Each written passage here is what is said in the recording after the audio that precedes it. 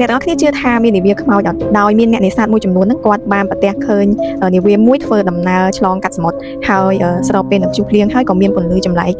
ចេញពីនាវានោះដែរហើយប៉ុន្តែនៅពេលដែលអ្នកនេសាទហ្នឹងគាត់ចូលទៅចិត្តគឺ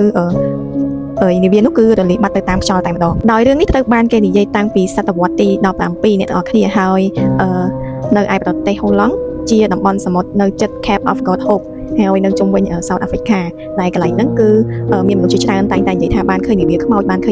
ដោយដំណើរដើមតងរបស់វាគឺអំពីកប៉ាល់មួយដែលដឹកដោយកាពីតែនម្នាក់ដែលមានចរិតរឹងរូសហើយនឹងមិនខ្លាចអ្វីទាំងអស់ថ្ងៃមួយនៅពេលដែលនាវារបស់គាត់ឆ្លងកាត់តំបន់ព្យុះខ្លាំងមែនទែនហើយអ្នកនាវិកផ្សេងៗបានស្នើឲ្យគាត់នឹង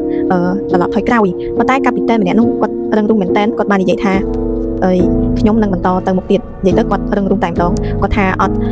មិនថាព្យុះធំប៉ុណ្ណាក៏ដោយសូម្បីតែត្រូវតែធ្វើដំណើររហូតដល់ថ្ងៃចុងក្រោយក៏គាត់នៅតែទៅដែរដោយពាក្យរបស់គាត់នេះត្រូវបានគេនិយាយថាដូចជាត្រូវបណ្ដាសារបស់ធម្មជាតិចឹងដោយគាត់ប្រឆាំងនឹងធម្មជាតិអ្នកទាំងអស់គ្នាហើយវាបាននាំឲ្យ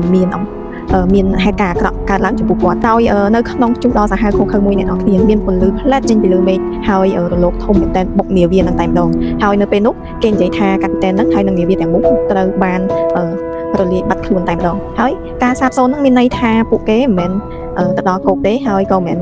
បានស្លាប់ទៅណាដែរប៉ុន្តែពួកគេនឹងត្រូវធ្វើដំណើរនៅលើសមុទ្រនឹងជារៀងរហូតរបៀបដូចថាត្រូវបណ្ដាសាអីចឹងហើយខ្ញុំភ្លេចប្រាប់មួយទៀតថានាវាមួយនឹងឈ្មោះថា Flying Dutchman ហើយចាប់ពីពេលនោះមក Flying Dutchman ហ្នឹងក៏បានក្លាយទៅជានាវាខ្មោចមានអ្នកនាវិកជាច្រើននឹងបានអះអាងថាពួកគេបានឃើញនាវានេះពិតតែម្ដងដោយពេលព្យុះភ្លៀងឬពេលអាកាសធាតុអាក្រក់ណាមួយកើតឡើងពួកគេបានឃើញ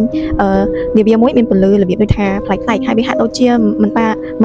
នត្រូវប៉ះពាល់ដោយរលកទេហើយនៅពេលដែលពួកគេព្យាយាមទៅចិត្តនាវាហ្នឹងក៏បាត់ទៅភ្លាមដូចជាខ្យល់អញ្ចឹងដោយពួកគេនឹងមានជំនឿថាអ្នកណាឃើញវានឹងកើតឡើងនៅគ្រោះអាក្រក់ឬក៏ជាសញ្ញានៃគ្រោះថ្នាក់មួយកំពុងតែជិតមកដល់ហើយដែលរហូតមកដល់សប្តាហ៍ថ្ងៃហ្នឹងគឺអត់មានអ្នកណាអាចបញ្ជាក់បានថា Flying Dutchman ហ្នឹងជារឿងពិតឬគ្រាន់តែជារឿងទេប៉ុន្តែគេមើលឃើញថានៅតែបន្តកើតឡើងហើយសមុទ្រដ៏ធំសន្ធឹកនេះគឺនៅតែរក្សាអាថ៌កំបាំងជាច្រើនមែនទែនដែលយើងទាំងអស់គ្នានឹកស្មានមកដល់ទេដូច្នេះហើយមានសំណួរមួយចំពោះអ្នកទាំងអស់គ្នាតើអ្នកទាំងអស់គ្នាគិតថានាវានេះគឺគ្រាន់តែជារឿងព្រេងឬក៏ជាការពិតដែលយើងទាំងអស់គ្នាមិនអាចបញ្យល់បានសូមខមមិនខាងក្រោមវីដេអូនេះសូមកុំភ្លេចជួយ follow និង subscribe បើសិនជាអ្នកទាំងអស់គ្នាចង់ដឹងរឿងរ៉ាវជុំវិញពិភពលោក